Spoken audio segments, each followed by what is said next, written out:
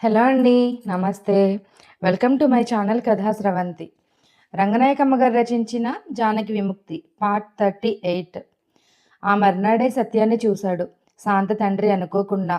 ఆ సాయంత్రం చీకటి పడుతోండగా శాంత కోసం ఒక పుస్తకం పట్టుకొచ్చాడు సత్యం.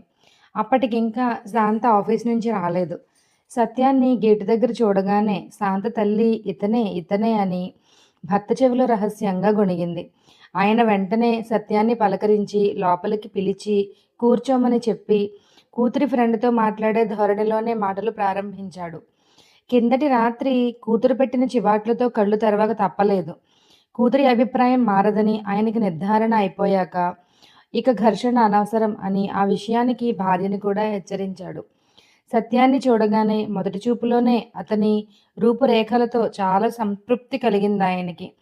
కానీ అతని సాదా బట్టలు, సాదా చెప్పులు, అంతా సాదా వేషం చూసి చాలా అసంతృప్తి కూడా కలిగింది. "ఆ పుస్తకం శాంతగారికి ఇవ్వండి. నేను వెళ్ళాలి" అని 2 నిమిషాల్లో లేవబోయాడు సత్యం. శాంత వచ్చేసే టైం అయింది. కూర్చోండి. "ఏం పుస్తకం ఇది?" శాంత అడిగిందా అంటూ సత్యాన్ని మాటల్లోకి దించాడాయన. ఆయన్ని సత్యం అంతకు ముందే చూశాడు. శాంత తల్లిని, అక్కని, తమ్ముణ్ణి అందరినీ ఎరుగును సత్యం.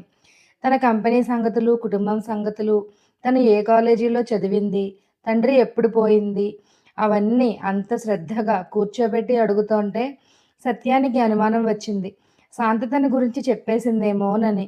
సత్యం నమ్రతగా, చురుగ్గా మాట్లాడుతోంటే శాంత తండ్రికి చాలా నచ్చింది. కానీ అతను ఇంకా పెద్ద చదువు చదివి ఏదన్నా పెద్ద ఉద్యోగంలో ఉన్నవాడైతే ఆయన మనసుకి ఇంత చింత లేకపోను. కులానికి నీళ్లు వదిలినా. శాంత ఇంట్లోకి రాగానే తండ్రితో మాట్లాడుతున్న సత్యాన్ని చూసి ఆశ్చర్యపడింది. "ఎంతసేపయింది వచ్చి?" అంది. "పావుగంట అవుతుంది. మార్క్సిస్టు తత్వశాస్త్రం దొరికింది. ఒక వారం రోజుల్లో ఇచ్చేయాలి" అని ఆ పుస్తకం తీసి శాంతకి అందించాడు సత్యం. శాంత అక్కడే తండ్రి పక్కన ఒక కుర్చీలో కూర్చుని కాసేపు ఆ పుస్తకం తిప్పి చూసింది. "ఇది వారం రోజుల్లో ఎక్కడవుతుంది సత్యం? 2 సంవత్సరాలన్నా కావాలి" అని నవ్వి, "సరే ఇచ్చేద్దాంలే, కూర్చో వస్తాను" అని లేచి లోపలికి వెళ్ళి పుస్తకం జాగ్రత్త చేసి మొహం కడుక్కుని వచ్చింది. "సత్యం, కొంచెం టీ తాగుతావా?" "నాకేమీ అక్కర్లేదు" అన్నాడు సత్యం. తర్వాత ప్రశ్నలన్నిటికీ కూడా సమాధానంగా, "నాన్న, నీకు తెస్తాను, అతనికి కూడా తీసుకురమ్మా" వద్దన్నాడుగా. తండ్రి సత్యం గురించి ఆ మాత్రం మర్యాదగా ప్రవర్తించడం చూసి, పాపం గుండె రాయి చేసుకున్నట్టున్నాడు నాన్న అనుకుంటూ లోపలికి వెళ్ళింది శాంత. 2 కప్పులతో తిరిగొచ్చి ఒకటి తండ్రికిచ్చి ఒకటి తను తీసుకుని కూర్చుంది. ఆయనకి తేలేదా? "ఇది తీసుకోండి" అంటూ తండ్రి తన కప్పు సత్యానికి ఇవ్వబోయాడు. "నాకు అక్కర్లేదండి" అని సత్యం మర్యాదగా తిరస్కరించాడు. ఒక్క నిమిషం నిశ్శబ్దంగా గడిచింది. "సత్యం, మన విషయం రాత్రి చెప్పాను" అంది శాంత సత్యం వైపు చూస్తూ తండ్రి ముందే. సత్యం కొంచెం సిగ్గుపడ్డట్టు నవ్వి ఊరుకున్నాడు. టీ తాగటంలో మునిగినట్టు తండ్రి మౌనం వహించాడు. ఇంకో నిమిషం సేపు కూర్చుని "నేను వెళ్ళాలి, పని ఉంది" అని లేచాడు సత్యం. "బస్టాప్ దాకా నేను వస్తాను పద" అని శాంత ఆ కప్పు బల్ల మీద పెట్టి తను బయలుదేరింది. క్రిందటి రాత్రి జరిగిన సంగతంతా దారిలో చెప్పింది. పాపం కుంటి కుంటి ప్రశ్నలేవో కాసిన్ని వేశారు. "నేను చాలా సీరియస్‌గా ఉన్నాలే. మా నాన్న విషాదయోగం చూసావా? మా అమ్మ అయితే నిన్నటి నుంచి నాతో మాట్లాడటం లేదు." శాంత చెప్పిందంతా నవ్వుతూ విన్నాడు సత్యం. "మీ అమ్మ, నాన్న చాలా మంచివాళ్ళు శాంత. చాలా మంచిగా ప్రవర్తించారు." "ఏం మంచి? వాళ్ళ మాట సాగదు కాబట్టి గతిలేక ఊరుకున్నారు." "అలా ఊరుకోవడం కూడా చాలా మంచితనమే తెలుసా? మా సీనియర్ చూడు ఎంత నీట్‌గా ప్రవర్తిస్తాడో. మూసలో పోసినట్టు అందరూ ఒక్కలాగే ప్రవర్తిస్తారా? తేడాలుండవా?" నా ఇష్టం తెలిసి మా సీనియర్ నిజంగా సంతోషించాడు. వీళ్ళకి అలాంటిదేమీ లేదు. ఎందుకుండదు? ఏదో కొంచెం అన్నారు కానీ, ఇంకో ఇంట్లో అయితే గోలగోల చేసేవాళ్ళు. పిచ్చి మాటల్లే అవన్నీ. మనం గట్టిగా ఉంటే ఏ గోలలు ఉండవు. ఏడ్చి మొత్తుకుని పెద్ద రాద్ధాంతాలు చేసేవాళ్ళకి, ఏదో కాస్త అడిగి ఊరుకునే వాళ్ళకి తేడా లేదంటావా? ఇంకా ఈ రోజుల్లో కులాలు, గోత్రాలు అని వేళ్లాడుతోంటే, ఏమిటి వాళ్ళని చూసి అంత మెచ్చుకునేది? ఇంట్లో ఎవరో పోయినట్టు ఎందుకా విచారవదనాలు వాళ్ళకి? పిల్లల సంతోషం ఈ మాత్రం తెలియకపోతే ఏం తల్లులు, ఏం తండ్రులు వీళ్ళు. నిజమే కానీ ఎందుకో మీ నాన్నని చూస్తే నాకు జాలేసింది శాంత. శాంత నాన్నకి బాధ కలిగిస్తున్నానే అని ఒకటే అనిపించింది. ఆయనతో మాట్లాడినంతసేపు అలాగే అనిపించింది. పాపం వాళ్ళనేమీ అనకు శాంత, నెమ్మదిగా చెప్తే వాళ్ళే వింటారులెద్దు. ఇది మరీ బాగుంది. వాళ్ళు శాంతకి బాధ కలిగించేలా చేస్తోన్నా సరే, నువ్వు వాళ్ళని చూసి జాలిపడు. ఉత్త సెంటిమెంటల్‌గా తయారైనట్టున్నావు. నాకైతే ఒళ్ళు మండిపోతోంది వాళ్ళ మీద అని శాంత చాలా విసుక్కుంది.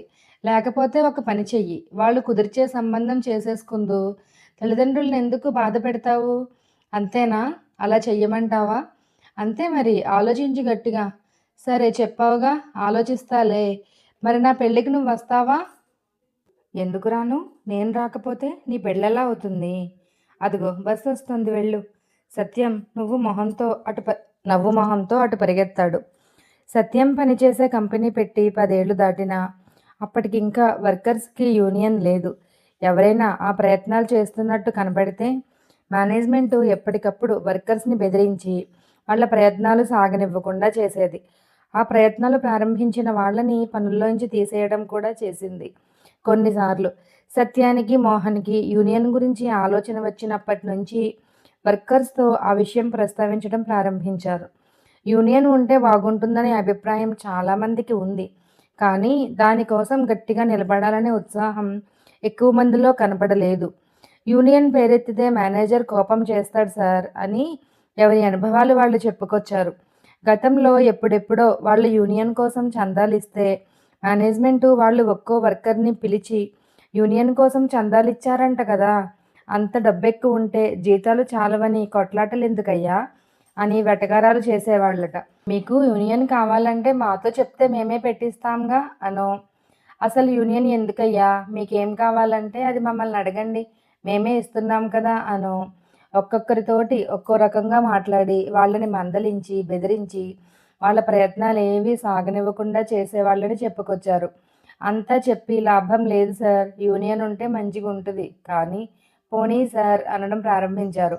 యూనియన్ అంటే ఏ వర్కర్‌నన్నా పనిలోంచి తీసేస్తే అతని కోసం కొట్లాడ్డానికి పనికిరావచ్చు కానీ అంతకన్నా ఏం అవసరంలే అనే దృష్టితో ఉన్నారు చాలామంది వర్కర్సు. అప్పటికి అంతకన్నా ఎక్కువ తెలీదు వాళ్ళకి. కెమికల్ కంపెనీలో పనిచేసే వాళ్ళకి కనీస వేతనాలు ఎంతెంత ఉండాలో ఆ రూల్ ప్రకారం జీతాలు ఇవ్వటం లేదు మేనేజ్మెంటు. నైట్ షిఫ్టులకి అలవెన్సులు లేవు. ఓవర్ టైమ్ జీతం కూడా రూల్ ప్రకారం లేదు. ప్రావిడెంట్ ఫండ్ ఏర్పాటే లేదు. బూట్లు, యూనిఫారాలు, చేతి తొడుగులు లాంటివేమీ రెగ్యులర్‌గా ఇవ్వరు. యూనియన్ ఉంటే అవన్నీ అడగొచ్చని వర్కర్స్‌కి తెలీనే తెలీదు. సత్యం, మోహన్ చాలా రాత్రులు వర్కర్స్ ఇళ్లల్లో కూర్చుని లేబర్ చట్టాల్లో చాలా రూల్స్ వాళ్ళకి చూపించి వాళ్ళతో ఎడతెగకుండా మాట్లాడితే మొదట్లో ఎడమొహాలు, పెడమొహాలు పెట్టి వద్దులే సార్, ఎందుకులే సార్, ఆయన్నే పెట్టిస్తాడులే అన్నవాళ్ళు యూనియన్ పెట్టుకు తీరాలి అనడం వరకు వచ్చారు. అడిగి అడగ్గానే ఉత్సాహంగా చందాలు కూడా ఇచ్చారు. యూనియన్ ప్రయత్నాలన్నీ చాలా రహస్యంగా చేసి మొత్తానికి దాన్ని రిజిస్టర్ చేయగలిగారు. మోహన్ని సెక్రటరీగా పెట్టుకున్నారు. కొన్నాళ్ళు పోనిచ్చి వాళ్ళ యూనియన్ 10 డిమాండ్స్‌తో మేనేజ్మెంట్ ముందుకు వెళ్ళింది. మేనేజ్మెంట్ కొంచెం తెలివిగా ప్రవర్తించి వర్కర్స్‌ని బెదిరించే పనులకు దిగకుండా కనీస వేతనాల డిమాండ్‌ని తప్ప మిగతా వాటిని చిన్న చిన్న సవరణలతో ఒప్పుకుంది. వర్కర్స్‌కి అదే పెద్ద విజయంగా కనపడి మొదటి డిమాండ్ మీద పట్టుదల వదులుకున్నారు. సత్యం వాళ్ళు వర్కర్స్‌తో సమావేశాలు పెట్టుకోవడం రెగ్యులర్ వర్క్ లాగా ప్రారంభించారు. ఈ కంపెనీలో యూనియన్ పెట్టుకున్నారనే వార్తతో ఇరుగు పొరుగు కంపెనీల్లో యూనియన్లు లేని వర్కర్స్ కొందరు సలహాల కోసం మోహన్ వాళ్ళతో సంబంధాలు ప్రారంభించారు. ఈ విధంగా మోహన్ వాళ్ళకి ఇతర కంపెనీల వర్కర్స్‌ని కలవడానికి, పరిచయాలు పెట్టుకోవడానికి అవకాశం దొరికింది.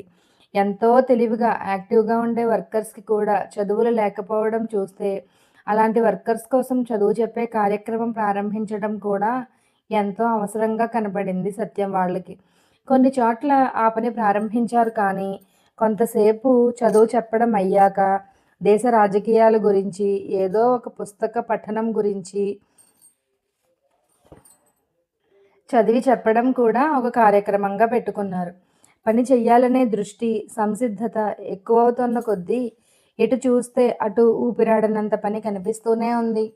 మొదటి ప్రయత్నాలు కొంచెం ఉత్సాహకరంగా సాగుతున్న కొద్దీ తర్వాత అడుగు ఎలా వేయాలో మార్గం వాళ్ళకే దొరుకుతోంది. వర్కర్స్‌కి చదువు చెప్పడం, పుస్తకాలు చదివి చర్చించడం లాంటి పనుల్లో ప్రభాకర్ కూడా ఉత్సాహంగా జొరబడుతున్నాడు. శాంతకి, ఉషకి మూర్తి అప్పుడప్పుడు కొన్ని వ్యాసాలు అనువాదం చేసే పని అప్పగిస్తున్నాడు. వాళ్ళకా పని బొత్తిగా కొత్త అయినా పట్టుదలగా ఏదో ఒక పని చెయ్యాలనే ఉత్సాహంతో సరదా కాలక్షేపాలన్నీ తగ్గించుకుని మూర్తి చెప్పే పని మీదే టైం అంతా ఖర్చు పెడుతున్నారు.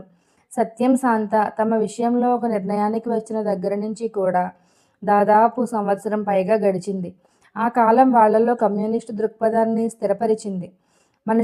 మనుషులు ఎవరి జీవితాల గురించి వాళ్ళు ఏకాకుల్లా వేరువేరుగా సంకుచితంగా ఆలోచించుకోవటం కాక సమాజం మొత్తం గురించి, మొత్తం సమస్యల గురించి అర్థం చేసుకుంటేనే వ్యక్తుల జీవితాలు బాగుపడే మార్గం దొరుకుతుందనే విషయం వాళ్ళకి చాలా స్పష్టంగా తెలిసింది. కమ్యూనిస్టు సిద్ధాంత విషయాలు ఎంత సత్యమైనవో, ఎంత జ్ఞానవంతమైనవో, మానవుల సుఖ సంతోషాలకు అవి ఎంత తప్పనిసరి అయినవో తెలుస్తోన్న కొద్దీ వాళ్ళ హృదయాల్లో కమ్యూనిస్టు సిద్ధాంతారాధన పెరిగి అది వాళ్ళని ఒక ఆదర్శం కోసం బతకాలనే దృష్టితో మరింత దగ్గర వాళ్ళని చేసింది. ఆ ఆదర్శం లేని జీవితాన్ని వాళ్ళు ఊహించలేనట్టుగా అయ్యారు. అన్నయ్య శాంతగారిని పెళ్లి చేసుకుంటాడేమో అని జానకి అన్నప్పటి నుంచి సుందరమ్మకి అది నిజమేనేమోననే చింత పట్టుకుంది. శాంత గురించి సత్యం అప్పటిదాకా తల్లితో చెప్పనేలేదు. మొదటే చెప్తే అప్పటినుంచే ఆవిడకి శాంత అంటే అత్తకి కోడలి మీద ఉండే దృష్టి లాంటి దృష్టే ఏర్పడిపోతుందని, వీలైనంత వరకు ఆ సంగతి తెలియకుండా ఉంచితే శాంతని ఎప్పుడు చూసినా పరాయి మనిషిని గౌరవించినట్టు గౌరవించడం అలవాటు చేసుకుంటుందని ఆలోచించి ఆ సంగతి తల్లికి చెప్పకుండా ఊరుకున్నాడు. ఆవిడే ఎప్పుడైనా సందేహపడి అడిగితే చెప్పొచ్చుననుకున్నాడు. కానీ ఆవిడికి ఆ సందేహం జానకి అనేదాకా రానేలేదు. ఇంటికి ఎవరొచ్చినా ఎప్పుడు ఏవో పుస్తకాల గురించి, కంపెనీ విషయాల గురించి మాట్లాడుకోవడమే చూస్తూ ఉంటుంది. పైగా సత్యంతో మాట్లాడే ఆడపిల్లలెవరూ తమ కులం వాళ్ళు కారని ఆవిడకి రూఢిగా తెలుసు. వేరే వేరే కులాల వాళ్ళు పెళ్ళిళ్ళు చేసుకున్నారనే సంగతి ఎక్కడో కలలో విన్నట్టు విన్నది. కానీ అది తమ ఇంట్లో కూడా జరిగితే జరగొచ్చని, తన కొడుకే ఆ పని చెయ్యొచ్చని ఆ ఊహే లేదావిడికి అప్పటిదాకా. అందుకే కూతురు అన్న మాటలకి అంత చింతపట్టుకుంది. శాంత అంటే సుందరమ్మకి చాలా గౌరవమే. బాగా చదువుకుని ఉద్యోగం చేస్తున్న పిల్ల అని. రూపురేఖలకి కూడా ఆ అమ్మాయి ఎంతో చక్కనిదనే ఆవిడ అభిప్రాయం. చక్కటి రంగు, పెద్ద పెద్ద కళ్ళు, చెక్కిన బొమ్మల చక్కని మనిషే శాంత ఆవిడ దృష్టికి. శాంత నాన్న పెద్ద ఆఫీసర్ అని కూడా ఆవిడ ఎరుగును. ఎటొచ్చి ఆవిడ బాధంతా కులం గురించే. చెప్పాలంటే అది పెద్దగా లేదు. ఆవిడ దృష్టికి శాంత వాళ్ళ కులమే పెద్ద కులం కాబట్టి ఒక రకంగా అదే ఇష్టంగానే ఉంది. ఊళ్ళల్లో బంధువులంతా సుందరమ్మ కొడుకు ఫలానా పెద్ద కులం వారి పిల్లని చేసుకున్నాడని ఆశ్చర్యంగా చెప్పుకోవడం ఊహిస్తే సంతోషంగానే ఉంది. అయినా ఇంకా ఏమిటో చింత. ఏనాడో పెద్దలు పెట్టినవన్నీ తోసేసుకుంటే లోకంలో మంచి చెడ్డ ఏం ఉంటాయని లోకం కోసం చింత, పెద్దల కోసం చింత, చింతించాలి కదా అని చింత. బంధువుల్లో పెళ్ళిడు ఆడపిల్లలందరూ గుర్తొస్తున్నారు సుందరమ్మకి. కాస్తో కూస్తో చదువుకున్న వాళ్ళు ఉన్నారు వాళ్ళల్లో ఎవరినన్నా చేసుకుంటే అయినా వాళ్ళతో మంచి చెడ్డలు రాకపోకలు, ఆ అందం వేరని ఆవిడ ఆలోచన అటు లాగుతోంది అప్పుడప్పుడు. మళ్ళీ సత్యం సంగతులు గుర్తొస్తే వీడికి తెలిసిన పిల్లే వీడికి నచ్చాలి కానీ చుట్టాలు బంధువులు అని చూస్తే వీడు మీటింగులకి వీడి తిరుగుళ్ళకి వాళ్లతో ఏం పసుగుతుంది వీడికి అని ఆవిడ ఆలోచనల బండి ఇరుసు విరిగినట్టు మొదట్లోనే కూలబడిపోతుంది. నువ్వు వేరే కులం పిల్లని చేసుకోవడం నాకు ఇష్టం లేదని కొడుకుతో తనంటే తన మాట ఎంత నెగ్గుతుందో సుందరమ్మకి బాగానే తెలుసు. పోనీలే, వాడికి అలాగే రాసిపెట్టి ఉందేమో, ఎవరేం చెయ్యగలరు అని అవసరమైతే వేదాంతాన్ని ఆశ్రయించడానికి సిద్ధంగానే ఉంది. అయినా నీ ప్రయత్నం నువ్వు చెయ్యి అని సూక్తి గుర్తొస్తూ ఉంటుందో ఏమో. శేషమ్మత్తయ్య గారి ఝాన్సీని చేసుకుంటే బాగుండు అన్నయ్య. మంగక్కయ్య గారి రెండో దాన్ని చేసుకున్నా బాగానే ఉంటుంది అంది జానకితో. బంధువుల పిల్లల్ని కోడళ్ళుగా ఊహించి బంధువులందరి కలయికలు, వాళ్ళ ఇళ్ళకి రాకపోకలు అన్నీ తలుచుకుని అంత ముచ్చట తీరదు కదా అని దిగులు పడిపోతూ ఉంటుంది. వాళ్ళందరూ శాంతగారి కన్నా గొప్పవాళ్ళ అమ్మ అంటుంది జానకి విసుక్కుంటూ. గొప్ప ఏమిటి, మన వాళ్ళే వాళ్ళు, అన్నయ్యకి ఇష్టం ఉండొద్దు, అదేగా వచ్చింది. వాళ్ళకైనా అన్నయ్య నచ్చుతాడో లేదో, ఆడపిల్లలే కదా అని పెళ్లి సంబంధాలు కుదిర్చేస్తే వాళ్ళకి మాత్రం నచ్చక్కర్లేదేమిటి? ఒకళ్ళ ముక్కు మొహం ఒకళ్ళకి తెలియకుండా పెళ్ళిళ్ళేమిటి అసహ్యంగా అన్నయ్యలాగా చేసుకుంటేనే మంచిది. శాంతగారు అన్నయ్యకి బాగా తెలుసు. అన్నయ్య కూడా ఆవిడకి బాగా తెలుసు. అలాగ తెలిస్తేనే ఇద్దరికీ బాగుంటుంది. లేకపోతే పెళ్ళయ్యాక ఒకళ్ళ సంగతులు ఒకళ్ళకి నచ్చకపోతే అన్నీ గొడవలే. సుందరమ్మకి మళ్ళీ నోరెత్తడానికి వీలుండదు. ఇంతకీ అన్నయ్య చెప్పలేదు. మనం అనుకోవడమే కానీ. మళ్ళీ కొంచెం ఆశ చిగురిస్తుంది సుందరమ్మకి. శాంతని చేసుకోవడం నిజం కాదేమో. నిజమైతే చెప్పకుండా ఉండడు. వాళ్ళంతా ఆ పుస్తకాలవి చదువుకోవడానికి వస్తారు కానీ ఝాన్సీని చేసుకోమంటే చేసుకుంటాడేమో. ఒక్కతే ఆడపిల్ల. ఎంత ముద్దుగా చూసుకుంటుందో శేషమ్మొదిన అల్లుణ్ణి. ఆ మర్నాడే ఏదో మాటల సందర్భంలో సుందరమ్మ కొడుకు దగ్గర ఎవరెవరి పెళ్ళిళ్ళ సంగతిలో ఎత్తి, శాంత సంగతి, ఉష సంగతి కూడా ఎత్తి, ఆ అమ్మాయిలకి ఇంకా పెళ్ళిళ్ళు లేవేం, వాళ్ళ పెద్దవాళ్ళు సంబంధాలవి చూడడం లేదా, ఉషకైతే పాపం తండ్రి లేడు గాని శాంతకి తల్లి తండ్రి ఉన్నారుగా, అంతంత పిల్లలు పెళ్ళిళ్ళు లేకుండా తిరుగుతుంటే మన వాళ్ళైతే నిద్రలే పోరు. తన సంగతి బయటపెట్టవలసిన సమయం వచ్చినందుకు సత్యం కొంచెం సిగ్గుపడుతున్నట్టు నవ్వి, ఉషకి ఇంకా కుదరలేదు గాని శాంతకి ఎప్పుడో కుదిరిపోయింది సంబంధం అన్నాడు. సుందరమ్మ తెల్లబోయింది. జానకి ఆశ్చర్యంగా చూసింది. శాంతగారికి సంబంధం కుదిరిపోయిందా? ఎవరితోటి? నిజంగా తెలుసా నీకు? అని ఆతృతగా అడిగింది. ఆ తెలుసు, నాతోటే. ఛా, నిజం చెప్పన్నయ్యా. ఎవరు? నిజంగానే చెప్తున్నాను, అబద్ధం కాదు. ఎందుకు నమ్మటం లేదు నువ్వు? మరి ఎప్పుడు చెప్పలేదే? ఎప్పుడూ అడగలేదుగా నువ్వు? అడక్కపోతే చెప్పకూడదా? చెప్పొచ్చుననుకో, చెప్పాలి కూడాను. చెప్పాలనే అనుకుంటున్నాను అని సత్యం తల్లి ముఖ కవళికలు చూస్తూ ఆగాడు. ఆవిడ బాహాటంగా దుఃఖ సముద్రంలో మునగడానికి సిద్ధంగా సన్నాహాలు చేసుకుంటోంది. అమ్మకి ఇష్టం లేదనుకుంటాను అన్నాడు చెల్లెలతో ఫిర్యాదు చేస్తున్నట్టు. అమ్మ చటుక్కున కళ్ళనీళ్ళు పెట్టుకుంది. అమ్మకి ఇష్టం ఉంటే ఏమిటి, లేకపోతే ఏమిటి?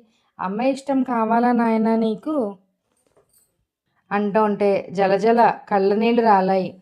ఆ మాట నిజమే అనుకో. పిల్లల ఇష్టాలు అమ్మలకి అక్కర్లేనప్పుడు అమ్మల ఇష్టాలు పిల్లలకి అక్కర్లేదు అందామనుకున్నాడు కానీ అసలే ఏడుస్తున్న మనిషితో వాదాలు ఎందుకు లెమ్మని మాట్లాడకుండా ఊరుకున్నాడు కొంచెం నవ్వి.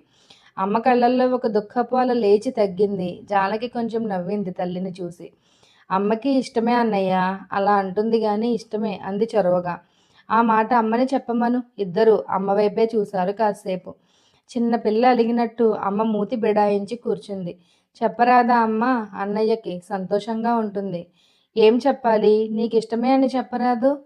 నీకు నా ఇష్టం లేకపోతే మాన్తాడా? మానాలనేనా అమ్మ నీ ఉద్దేశం? అన్నాడు సత్యం నవమోహంతో. ఎందుకీ మాటలు? నీకిష్టం వచ్చినట్టు నువ్వు చేసుకుంటావు. నేను మానమంటే మానేదేమన్నా ఉందా? అంది అమ్మ నిష్ఠూరంగా. మానేది లేదులే. ఆ మాటలు నాతో అనిపిస్తేనే నీకు సంతోషం అయితే అనకుండా తప్పుతుందా అని విసుక్కుని ఊరుకున్నాడు సత్యం. పెద్దవాళ్ళు ఎందుకింత మూర్ఖంగా ఉంటారో అని పెద్ద సందేహంలో పడిపోయింది జానకి. తమ పెళ్లి ప్రసక్తి ప్రారంభమైనప్పటి నుంచి పెళ్లి కార్యక్రమం ప్రత్యేకంగా అవసరమా అనే ప్రశ్న కలుగుతూనే ఉంది శాంతకి సత్యానికి. వాళ్ళకి నచ్చే రచయితలందరూ పెళ్లి తతంగాన్ని చాలా అసహజమైన విషయంగానే చిత్రించారు. పెళ్ళి అనేది ఏ పద్ధతిలో జరిగినా అందులో సహజత్వం కానీ దాని అవసరం కానీ కనపడటం లేదు. పెళ్లి కార్యక్రమం లేకుండా ఒక ఇంట్లో కలిసి ఉండడమే సహజమైన పద్ధతిగా తోస్తోంది ఇద్దరికి. శాంత, నీ రాక ఎప్పుడు మా ఇంటికి అని సత్యం అడిగినప్పుడల్లా శాంత నవ్వి చూద్దాంలే అని కాలయాపన చేస్తూ వస్తోంది. పెళ్లి ప్రసక్తి వచ్చినప్పుడల్లా సత్యానికి ఒక ప్రశ్న తలెత్తుతోంది. పెళ్ళయ్యాక ఆడవాళ్లే మగవాళ్ల ఇళ్ళకి వస్తారు. మన సంగతి అంతేనా? ఏమీ మార్పు లేదా అని దిగులేస్తోంది నాకు. నేనే నీ దగ్గరికి వచ్చే పరిస్థితి ఉంటే బాగుండును అంటూ ఉంటాడు. నువ్వు నా దగ్గరికి వచ్చినా తప్పే, నేనే నీ దగ్గరికి వచ్చినా తప్పే. కాబట్టి ఒక పని చేద్దాం. మీ ఇంటికి మా ఇంటికి సరిగ్గా మధ్యలో ఒక ఇల్లు తీసుకుందాం. అక్కడికి నీ సామాన్లన్నీ తెచ్చేసుకో. నా సామాన్లన్నీ తెచ్చేసుకుంటాను అని నవ్వుతుంది శాంత. నవ్వులాట కాదు శాంత, ఇదే చక్కటి కమ్యూనిస్టు దేశం అనుకో. అప్పుడు స్త్రీకి ఇల్లు ఉంటుంది, పురుషుడికి ఇల్లు ఉంటుంది. వాళ్ళిద్దరూ పెళ్లి చేసుకుంటే ఇద్దరూ కలిసి ఒక ఇల్లే ఉంచుకుని రెండో ఇల్లు వదిలేయొచ్చు. వాళ్ళున్న ఇల్లు ఇద్దరి పేరున ఉంటుంది. దాని మీద ఇద్దరికీ హక్కు ఉంటుంది. అది భర్త ఇల్లు భార్య ఇల్లు అవ్వదు. ఎవరింటికి ఎవరు వచ్చారనే ప్రశ్నే ఉండదు. అలా అయితే ఎంత బాగుంటుంది. బాగుంటుంది కానీ ఏం చేయగలం ఇప్పుడు? అది మన చేతుల్లో లేదు కదా. అందరిలానే నువ్వు మా ఇంటికి అత్తారింటికి వచ్చినట్టు రావడం తలుచుకుంటేనే సిగ్గేస్తోంది నాకు. అత్తారింటికి వస్తున్నట్టు నేను అనుకోను, నువ్వు అనుకోకు. ఆ అభిప్రాయాలు వదిలేసినప్పుడు ఎందుకంత బాధ? అభిప్రాయాలు వదిలేసినా జరిగే పని అదే కదా. నువ్వు మా ఇంటికి రాగానే నీకు తెలిసిన వాళ్ళంతా శాంత అత్తారింటికి వెళ్ళింది అంటారు. నాకు తెలిసిన వాళ్ళంతా సత్యం భార్య కాపురానికి వచ్చింది అంటారు. అనరా? జరిగే పనిలో మార్పు లేకపోతే దాని గురించి చెప్పుకోవటంలో మార్పు ఎలా ఉంటుంది? అందుకే నేను అన్నట్టు సమాజమే మన ఇద్దరి పేరున ఒక ఇల్లు ఇస్తే అందులో మనం ఉంటే శాంత అత్తారింటికి వెళ్ళిందని ఎవ్వరూ అనరు. శాంతలు కాంతలు అత్తారిళ్ళకి వెళ్ళే పద్ధతి పోతే కొన్నాళ్ళకి అత్తారిల్లే భాషలోంచి ఎగిరిపోతుంది. సరేలే, నీ కలలు బాగానే ఉన్నాయి కానీ సమాజం మనకు ఇల్లు ఇచ్చేదాకా మనం కలిసి ఉండొద్దంటావా ఏమిటి సత్యం? అలా చేస్తే మంచిదే, చూద్దాం చూద్దాం అని ఎలాగా ఆలస్యం చేస్తున్నావు కదా, ఆ చేసేదేదో అప్పటిదాకా చూస్తే సరి అని నవ్వుతాడు సత్యం. పెళ్ళనేది ఏదో ఒక పద్ధతిలో చేసుకోవాలా, మొత్తంగా ఏ కార్యక్రమము లేకుండా మానేయాలా అని సీరియస్గా ఆలోచిస్తున్న రోజుల్లో సత్యం ఒక కమ్యూనిస్టు పెళ్లికి వెళ్ళాడు. సంచి తీసుకుని మార్కెట్కి బయలుదేరిన వాడికి దారిలో ప్రసాద్ కనపడి, పెళ్ళికి రాబోయే చూద్దువు గాని దండల పెళ్ళేలే అని అట్నుంచి అట్టే తీసుకుపోయాడు. ప్రసాద్ సత్యానికి చాలా కాలం నుంచి తెలుసు. అతను ఒక కమ్యూనిస్టు పార్టీకి సంబంధించిన వాడని కూడా తెలుసు. 30 ఏళ్లుంటాయి అతనికి. ఒకసారి ఎప్పుడో సత్యం వైరుధ్యం అంటే ఏమిటో చెప్పమని అడిగితే చాలా పనుందోయ్ నాకు అని తప్పించుకున్నవాడు ఈ ప్రసాదే. ఆ చాలా పని ఇంకా అవలేదేమో. వైరుధ్యం అంటే ఏమిటో ఈనాటికి చెప్పనే లేదు. ఎప్పుడన్నా హఠాత్తుగా కనబడితే 10 నిమిషాలు నిలబడి మాట్లాడే సంబంధమే అతనితో సత్యానికి. పెళ్లి చేసుకుంటున్న వాళ్ళిద్దరూ పార్టీ మెంబర్లని కొంచెం కంఠం తగ్గించి రహస్యంగా చెప్పాడు ప్రసాద్. అలాంటి పెళ్లి చూస్తే తమకేమన్నా ఉపయోగంగా ఉంటుందని సత్యం ఉత్సాహంగా ప్రసాద్ రమ్మనగానే బయలుదేరాడు. వీళ్ళు వెళ్ళేటప్పటికి వధూవరులు వేదిక మీద కూర్చుంటున్నారు. పెళ్లి కూతుర్ని చూస్తే ఆశ్చర్యం వేసింది సత్యానికి. మామూలు పెళ్లి కూతుళ్ళలాగే తలతలలాడే పట్టుచీర, పెళ్లి నగలు, తలలో పెద్ద పూలదండ, పెద్ద బొట్టు. ఆవిడ కూడా పార్టీ మెంబర్ అన్నావు కదూ అన్నాడు సత్యం ప్రసాద్ చెవిలో సందేహంగా. గట్టిగా అనకు. ఏం లేదు, ఊరికే. ఇద్దరూ ఒక మూల కుర్చీలు దొరికించుకుని ఇరుక్కారు. అక్కడి వాతావరణం కొంత అర్థమయ్యేటప్పటికి 5 నిమిషాలు పెట్టింది. వాళ్ళిద్దరూ పరిచయం లేని వాళ్లలాగా ఉన్నారేమిటి అన్నాడు సత్యం మళ్ళీ ప్రసాద్ చెవిలో. ఎలా అనుకున్నావు అని ప్రసాద్ కొంచెం ఆశ్చర్యపడ్డాడు. ఏమో అలా అనిపిస్తున్నారు చూస్తుంటే. అసాధ్యుడు ఓయ్, నిజంగానే వాళ్ళకి పరిచయం లేదు. పరిచయం లేదా అని అద్దిరిపడ్డాడు సత్యం. పరిచయం లేకపోతే పెళ్ళెలా చేసుకుంటున్నారు? పార్టీ వాళ్లే కుదిర్చారనుకో. చా ఊరుకో, నీకు తెలీదేమో. భలేవాడివే, నాకు తెలీదా అతను పనిచేసే ఏరియాలో ఒక లేడీ కామ్రేడ్ కావాలని? అంటే మరీ అందుకే కాదనుకో. పెళ్లి కుదిర్చింది మాత్రం పార్టీ వాళ్లే, నాకు తెలుసుగా. సత్యం నమ్మలేకపోతున్నాడు. ఛీ, నేను నమ్మను. ఎందుకు? కమ్యూనిస్టు పార్టీ కదా మీది. అలాంటి వాళ్ళు కూడా ముక్కు మొహం ఎరగని వాళ్ళకి పెళ్ళిళ్ళు చేస్తారా? అమ్మమ్మలు చేసేదానికి దీనికి తేడా ఏమిటి? ఉద్యమం కోసం కదా బాబు ఇది. ఉద్యమాలు భార్యాభర్తలే చేస్తారా? అలా అని కాదు. ఆ అమ్మాయికి పార్టీ సంబంధాలు లేనివాడితో పెళ్ళవుతుందనుకో, ఆ భర్త అమ్మాయిని పార్టీలో పని చేయనివ్వడుగా. ఇద్దరూ పార్టీ వాళ్లే అయితే పార్టీని వదలకుండా ఉంటారుగా. అంత చౌకబారు ఆర్గ్యుమెంట్తో సత్యానికి తల తిరిగిపోయింది. దాని మీద మాట్లాడాలంటే ఆ గోలలో ఏం మాట్లాడతాడు? అది కాదు ప్రసాద్, వాళ్ళిద్దరికీ స్నేహం, ప్రేమ. అవన్నీ సినిమా కథల్లే. సినిమా కథలా? అయితే ఇలాంటి పార్టీ పెళ్ళిళ్ళ కన్నా సినిమా కథలే బోలెడు నయం. అప్పటికి వేదిక మీదకి ఒక ఆయన వచ్చాడు. 40 ఏళ్ళు దాటి ఉంటాయి. చాలా ఉత్సాహంగా ఉన్నాడు. చేతిలో కాగితాలేవో పట్టుకుని మైక్ దగ్గరికి వచ్చి, ఇప్పుడు వధూవరుల వాగ్దాన పత్రాలు చదువుతారు అని ప్రకటించి ఆ కాగితాలు వాళ్ళకి అందించాడు. ముందు పెళ్లికొడుకు మైక్ దగ్గర నిలబడి చేతిలో కాగితం చదివాడు. సౌజన్య కుమార్, వాణీదేవి అయిన మేము ఒకరికొకరు చేదోడు వాదోడుగా, కష్ట సుఖాలలో తోడు నీడగా ఉంటామని చెప్పుట జరుగుచున్నది. మేము ఎవరి బాధ్యతలో వారు కుటుంబ విధులు నిర్వహిస్తూ ఉండగలమని చెప్పుట జరుగుచున్నది. మేము జాతీయ, అంతర్జాతీయ శ్రామిక విప్లవాలకై కృషి సల్పుచు ఒకరిని ఒకరము విడవక ఉండగలమని వాగ్దానము చేయుట జరుగుచున్నది. తరువాత ఆ అమ్మాయి కూడా ఆ కాగితమే తీసుకుని మైక్ దగ్గర ఆ మాటలే చదివింది. ఆ మాటలు 2 సార్లు శ్రద్ధగా విన్న సత్యం ఆశ్చర్యంగా అన్నాడు ప్రసాద్తో, ఒకరిని ఒకరం విడిచిపెట్టం అని వాగ్దానాలేమిటి? ఒక్క గంట కోసం కూడా అలాంటి వాగ్దానాలు చెయ్యకూడదు. రేపు విడిచిపెట్టవలసి వస్తే? ఊరుకోబోయ్, శుభం పలకరా అంటే ఏదో అన్నట్ట. ఏదో సామెత చెప్పినట్టుంది నీ వరస. వాగ్దానాలు చెయ్యకపోతే ఎలాగా?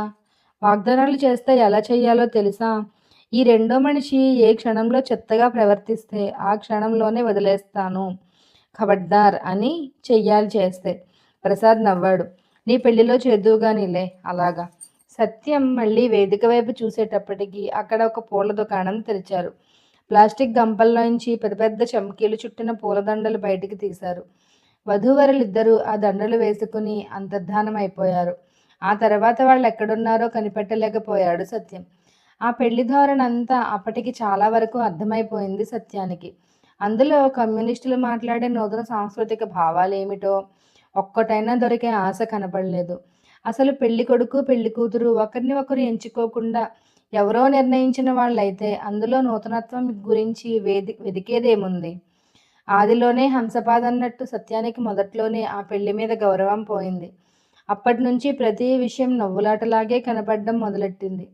వధూవరులు ఆ మెడల్లో దండలు కాసేపటికి తీసేసి టేబుల్ మీద పెడతారేమో, అది ఆగుతుందా అని సత్యం కాసేపు ఆ టేబుల్ కాళ్ల వైపు చూశాడు. ఏదో ప్రమాదం జరిగేలాగే కనబడి భయపడుతూ కూర్చున్నాడు. వాళ్ళ దండలతో అలాగే భారంగా మైక్ దగ్గర నుంచి కదిలి నెమ్మదిగా కుర్చీలలో కూర్చున్నారు. కుర్చీలో కాళ్ళు జవజవలాడి ఎలాగో సర్దుకున్నాయి. అంతంత దండలు వేసుకోవాలని ఆ కమ్యూనిస్టు పార్టీ మెంబర్లకి ఎన్నాళ్ళ నుంచి కోరికగా ఉందో పాపం అని సత్యానికి చాలా జాలేసింది. ఆ దండల సందట్లో ఎప్పుడు ప్రారంభించేశాడో ఒక ఆయన మైక్ దగ్గర ఉపన్యాసం దంచేస్తున్నాడు. సత్యం ఆ సంగతి గమనించనే లేదు. గమనించిన దగ్గర నుంచి చెవులు రెక్కించుకొని చాలా శ్రద్ధగా విన్నాడు. దేశంలో భూమి పంపకం జరగకపోతే దేశానికి విముక్తి లేదు కాబట్టి సామ్రాజ్యవాదుల దోపిడీ ఏ రేటును జరుగుతోందో చూడమని చప్పున జేబులోంచి ఒక కాగితం తీసి కంపెనీల పేర్లు, దాని షేర్లు, దాని డివిడెండ్లు, ఆ లెక్కలన్నీ 15 నిమిషాల సేపు చదివాడు. పెళ్లిలో చెప్పాల్సింది షేర్లు డివిడెండ్లునా అని సత్యం తెల్లబోతుండగా మైక్ దగ్గర ఉపన్యాసకుడు మారి ఇంకో ఆయన వచ్చి ఆయన ఇరాన్లో ఆయిల్ సంక్షోభం గురించి ఎత్తుకున్నాడు. ఆ సంక్షోభం వల్లే భారతదేశంలోనూ ఇండో చైనాలోనూ బస్సు రేట్లు పెరిగిపోతున్నాయి అన్నాడు. సత్యానికి ఒళ్ళు మండిపోయి ఏమిటిది, ఏం మాట్లాడుతున్నారు వీళ్ళు, ఎలక్షన్ మీటింగ్ అనుకుంటున్నారా అన్నాడు ప్రసాద్తో. ఏం అంతర్జాతీయ సంక్షోభం గురించి చెప్తున్నారు? సామ్రాజ్యవాదుల దోపిడీ నశిస్తేనే మన నూతన ప్రజాతంత్ర విప్లవం విజయవంతమై ఫ్యూడల్ సాంప్రదాయాలు నశిస్తాయి అని నెమ్మదిగా స్పీడ్ అందుకున్న రైలులాగా ఉత్సాహం వచ్చేసి ఈ మూలతోనూ ఉపన్యాసం మొదలుపెట్టాడు ప్రసాద్. గతి తార్కిక దృష్టితో చెప్తే ప్రపంచంలో అన్నిటికీ పరస్పర సంబంధాలు ఉంటాయని తెలుస్తుంది అన్నాడు మళ్ళీ. అయితే నేను లేచి అంగారక గ్రహం గురించి మాట్లాడనా? మానవులు భూమి మీద ఉంటారు. భూమికి అంగారక గ్రహానికి సంబంధం ఉంది కాబట్టి ఈ పెళ్లికి అంగారక గ్రహానికి సంబంధం లేదని ఎవడన్నా అనగలడా? ప్రసాద్ కొంచెం నవ్వి సత్యాన్ని జోకులేసేవాడిని చూసినట్టు చూసి తల ఎగరేసి ఊరుకున్నాడు. మూడో ఉపన్యాసకుడు సోవియట్ సోషల్ సామ్రాజ్యవాదం మధ్య ప్రాచ్యంలో తన స్థావరాల కోసం అమెరికాతో ఎలా పోటీ పడుతుందో వర్ణిస్తూ మధ్యలో హఠాత్తుగా తమ గ్రూపులో కొత్తగా జరిగిన చీలికల గురించి ఎత్తుకున్నాడు. ఆయన ధోరణి చూస్తుంటే ఎవరైనా ఆయనతో చీలకుండా ఎలా ఉండగలరో అర్థం కాలేదు సత్యానికి. ఇంతకీ ఈయన భార్య ఈయనతో చీలిందా లేదా అన్నాడు. కానీ ప్రసాద్ అవతలి వైపు వాళ్ళకి సామ్రాజ్యవాదం మీద ఉపన్యాసం ఇస్తూ సత్యం ప్రశ్న పట్టించుకోలేదు. శాంతం ఉంటే బాగుండేది అనుకున్నాడు సత్యం అప్పటికి చాలాసార్లు. కానీ శాంతం ఉంటే పోదాం పద అని ఎప్పుడో లేవదీసుకుపోయేదే. ఉపన్యాసకుడు హఠాత్తుగా దారి తప్పి ఒక మంచి విషయంలోకి వచ్చి పడ్డాడు. పూర్వం పెళ్లిళ్ళు ఎంతంత ఆడంబరంగా జరిగేవో, ఎంతంత ఖర్చులు చేసి సంసారులు సన్యాసులైపోయేవారో, ఇప్పుడు పెళ్లిళ్ళు ఎంత నిరాడంబరంగా జరుగుతున్నాయో కాసేపు వర్ణించాడు. మొదట్లో పెళ్లిళ్ళు 7 రోజులు జరిగేవి. మా తాతగారి పెళ్లి 7 రోజులు జరిగిందట అన్నాడు. వీళ్ళ తాతగారి పెళ్ళే మొదలు కాబోలు పెళ్లిళ్ళ చరిత్రకి. తాతగారిని తలుచుకోగానే ఉపన్యాసకుడు ఏదో మత్తులోకి వెళ్ళిపోయాడు. ఆయన టీవీని వర్ణించాడు కాసేపు. ఆ 7 రోజుల తతంగాన్ని విడివిడిగా వర్ణించాడు. ఆ వర్ణన సాగుతోన్న కొద్దీ ఆయన ధోరణి ఎలా తయారైందంటే, ఆ రోజుల్లో పెళ్లివారు మైసూరెద్దుల బళ్ళ మీద ఆ తరలి రావడాలు, చాకళ్ళు ఆ పల్లకీలు మొయ్యడాలు, ఆ బాజా భజంత్రీలు, ఊరంతా ఆ సందడి, అవన్నీ ఈ రోజుల్లో ఎక్కడేడిశాయి అని ఆ 7 రోజుల పెళ్లిని కీర్తించే ట్రాక్‌లో పడిపోయాడు. జనంలోంచి ఖయ్యి ఖయ్యిమని 4 ఏలలు దూసుకొచ్చేసరికి ఉపన్యాసకుడు తెప్పరిల్లి సర్దుకున్నాడు. ఇంతకీ చెప్పొచ్చేదేమిటంటే, తర్వాత 5 రోజుల పెళ్ళిళ్ళు వచ్చాయి చూసారా? 2 రోజులు తగ్గింది. 6 రోజుల పెళ్ళిళ్ళు ఎప్పుడు జరిగేవో ఇంకా చరిత్రకు అందడం లేదు. ఆ వెనక క్రమంగా 3 రోజుల పెళ్ళిళ్ళొచ్చాయి. మా నాన్నగారి పెళ్ళి 3 రోజులు జరిగిందట. నీ ఉపన్యాసం ఇలాగ సాగితే ఈ పెళ్ళి మళ్ళీ 7 రోజులు పెళ్ళవుతుందిలే అని విసుక్కున్నాడు సత్యం కొంచెం గట్టిగానే. దానికి జవాబుగా ఎవరో నవ్వారు. సత్యానికి ప్రాణం లేచి వచ్చి అటు చూశాడు. ఈ పెళ్లిని చూసి నవ్వేవాడు ఇంకోడు దొరికాడని.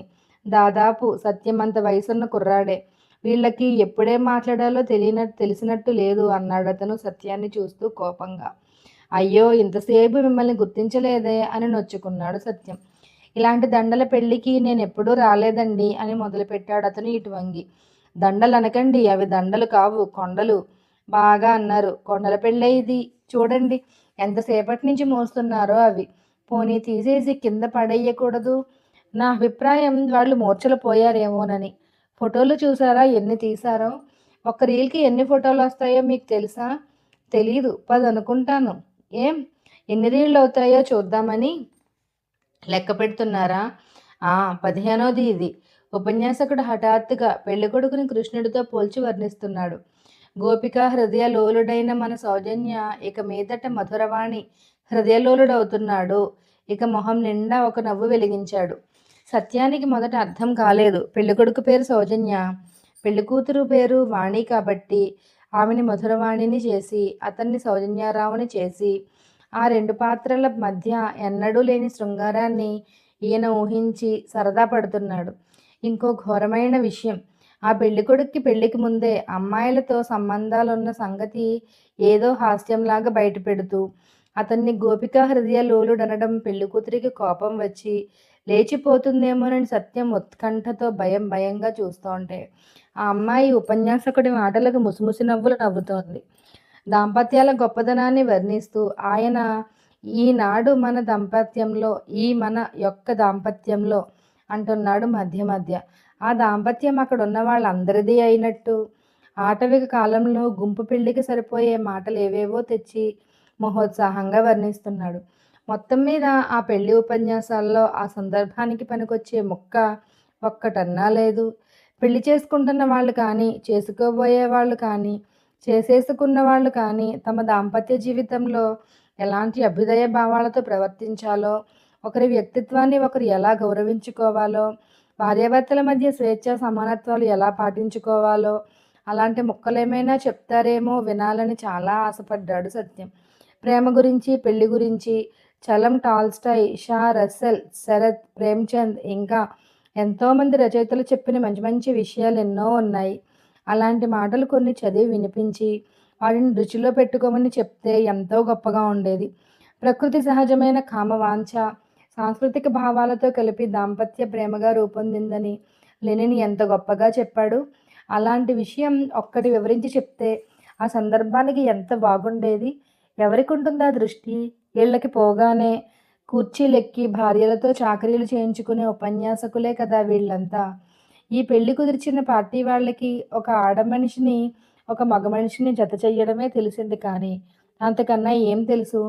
ఉపన్యాసకులు అందరూ అయ్యాక వేదిక మీద పెళ్లి పెద్ద లేచి తన వంతు ఉపన్యాసం తను కూడా ఇచ్చాడు. గవర్నమెంటుని తిట్టి ముఖ్యమంత్రిని తక్షణం మార్చాలన్నాడు. స్కూలు పిల్లలకి నోటు పుస్తకాలు బొత్తిగా దొరకడం లేదు కాబట్టి భూమి సమస్య కీలకమైందని ముగించాడు. పెళ్ళి అయిపోయింది. వధూవరులు కుర్చీల్లోంచి లేచి ఆ కొండల దండలతోటే ఇటు అటు ఒక్కొక్కరికి దగ్గరికి తిరగడం మొదలుపెట్టారు. జీవితానికి రెండో మనిషి దొరికిన సంబరం కన్నా అంత పెద్ద దండ దొరికిందన్న సంబరమే ఎక్కువ ఉన్నట్టుంది వాళ్ళకి. పోనీలే పాపం, రేపటి నుంచి వాళ్ళకి సంసార కష్టాలే. ఎలాగో అలాగా కాసేపు సంబరంగా ఉన్నారు. దండలతో పాపం అనుకుంటూ లేచాడు సత్యం.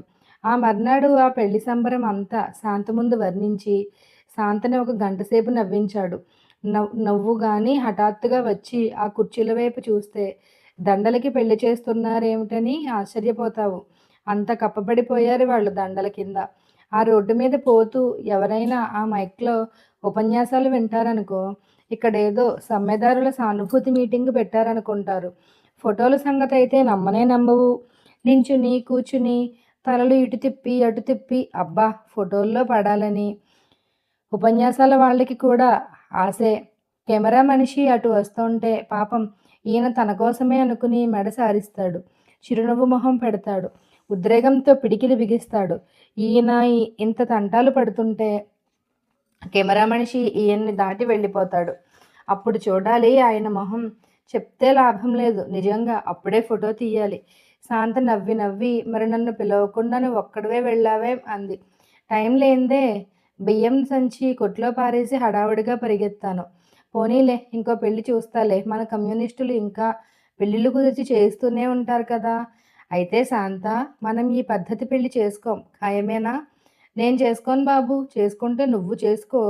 పెళ్లి చేసుకుని ఇంటికొచ్చాయి. నేను ఒక్కడినేనా? ఏమో నీ ఇష్టం. పూర్వం పెళ్ళిళ్ళు కత్తికి బాసికం కట్టి చేసేవారట. అలాగ నువ్వు నీ పక్క కుర్చీకి దండ వేసి చేసుకో. అది కాదు శాంత, కొంచెం ఆలోచించు. ఆ దండలు ఉపన్యాసాలు తీసేస్తామనుకో, ఊరికే కాసేపు అలా కుర్చీల మీద కూర్చొని లేచిపోతే ఒక బల్ల 2 కుర్చీలు కనబడ్డాయంటే ఎవరో ఒకరు తీసుకొచ్చి ఉపన్యాసం మొదలు పెట్టేస్తారు. అది ఆయిల్ సంక్షోభంలోకి దిగిపోతుంది. అప్పుడే కుర్చీల నుంచి దూకి పారిపోదాం. పారిపోవచ్చు కానీ ఆ గోలంతా ఎందుకు లెద్దు. మరి మన పెళ్ళెలాగా? పెళ్ళికేం, అది ఎప్పుడో అయిపోయింది. నువ్వు చదివావో లేదో. నేను చాలా మంచి రచయితల్ని చదివాను. మన నిర్ణయమే మన పెళ్ళి. అంతకన్నా పెళ్ళి లేదు, గిళ్ళి లేదు. ఇద్దరు మనుషులు కలిసి ఒక చోట ఉండడానికి అన్ని వ్యవహారాలు జరగాల. అందులో ఒక్క వ్యవహారం కూడా నేను ఒప్పుకోను. ఏదో ప్రదర్శన ఇచ్చే వాళ్ళలాగా వేదికలెక్కి కూర్చోవాలా? పీటల మీద కూర్చోవడానికి, కుర్చీల మీద కూర్చోవటానికి ఏమిటి తేడా? సత్యం, మనం వేదికలెక్కి కూర్చోం, వాగ్దానాలు చదువుకోం, దండలు వేసుకోం, ఉపన్యాసాలు ఒప్పుకోం, పెళ్లి ఫోటోలు తీయించుకోం. ఇక ఏం కార్యక్రమం ఉంటుంది? మనకి పెళ్లి చేయించాలంటే గుర్తొచ్చింది, రిజిస్టర్ పెళ్లి చేసుకోవచ్చుగా. కాగితాల మీద సంతకాలు పెట్టేస్తే అయిపోతుంది. ఏమిటి సత్యం ఇలా ఆలోచిస్తున్నావు? బిజినెస్లు చేసేవాళ్ళు సంతకాలు పెట్టుకుని దస్తావేజులు రాసుకున్నట్టు మనుషుల సంబంధాలకు సంతకాలు ఏమిటి? నాకు కూడా ఈ పెళ్లి వ్యవహారం ఇష్టం లేదు, కానీ మన అభిప్రాయాలు కమ్యూనిస్టు దృక్పథానికి సరిపోతాయో లేదోనని నాకు కొంచెం సందేహం శాంత. మనకి తెలియక ఏమైనా పొరపాటుగా ఆలోచిస్తున్నామేమోనని నాకు భయం, అంతే. ఇందులో పొరపాటు ఏం లేదు. ఇద్దరు స్త్రీ పురుషుల మధ్య కలిసి జీవించే సంబంధం ఉండాలి, అది ముఖ్యం. దానికి ఒక తతంగం ఉండాలా? అలాంటిది ఉండి తీరవలసిన అవసరం లేదు. కావలసిన వాళ్ళు ఆ తంతు చేసుకోవచ్చు, అక్కర్లేని వాళ్ళు మానుకోవచ్చు. ఆ మాత్రం స్వేచ్ఛ లేకపోతే మనుషులు బతకడం దండగ సత్యం. నా అభిప్రాయం కూడా అదే. కానీ ఆ మాటలన్నీ వాళ్ళందరి మధ్య చాలాసార్లు జరిగినవే. ఆ కానీ దగ్గర ఆగుతూ ఉంటాడు సత్యం. కథ కొనసాగుతుంది. మరిన్ని మంచి కథల కోసం మన ఛానల్ను తప్పకుండా సబ్స్క్రైబ్ చేసుకోండి.